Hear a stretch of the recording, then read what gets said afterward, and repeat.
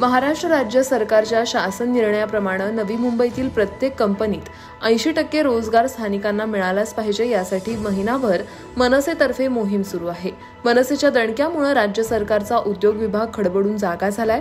उद्योग विभागानं नवी मुंबईतील उद्यम विभागात नोंदणी असणाऱ्या सर्व कंपन्यांना पत्र पाठवून 80% रोजगार शासन निर्णयाची अंमलबजावणी करण्यासंदर्भात विचारणा केली, तसंच त्याची कडक अंमलबजावणी करण्याचे आदेश दिले। मनसेच्या पहिल्या टप्प्यातील लढ्याला मिळालेलं हे यश म्हणावं लागेल।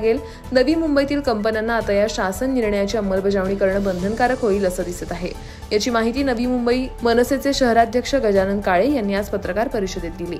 मनसेच्या या पत्रकार परिषदेत मनसे रोजगार विभाग सरचिटणीस संजय लोणकर, मनसे महिला सेना शहराध्यक्ष डॉक्टर आरती धुमाळ, मनसे उपशहर अध्यक्ष सविनय म्हात्रे, शहर सचिव विलास घोणे, सचिन कदम, शहर सहसचिव अभिजित देसाई, दिनेश पाटील, रोजगार विभाग शहर संघटक संप्रीत तुर्मेकर, विद्यार्थी सेना शहराध्यक्ष संदेश डोंगरे, चित्रपट सेना उपाध्यक्ष श्रीकांत माने, शहर संघटक अनिकेत पाटील, कामगार सेना शहर संघटक आप्पासाहेब कौठुळे, रस्ते आस्थापना शहर संघटक संदीप गलुगडे, मनसे विभाग अध्यक्ष भूषण कोळी, योगेश शेटे हे उपस्थित होते।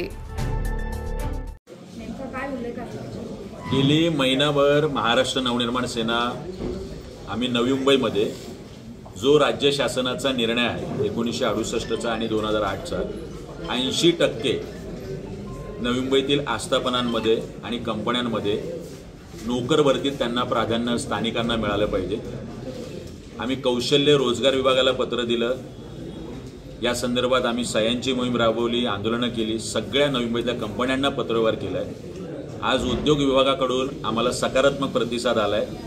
उद्योग विभागाने या सगळ्या कंपन्यांमध्ये 80% स्थानिकांची नोकर भरती होते की नाही याबाबतची माहिती मागवलेली आहे आणि या निर्णयाची कडक अंमलबजावणी करावी म्हणून नवी मुंबईतल्या सर्व कंपन्या आस्थापनांना त्यांनी पत्रसुद्धा पाठवलेलं आहे।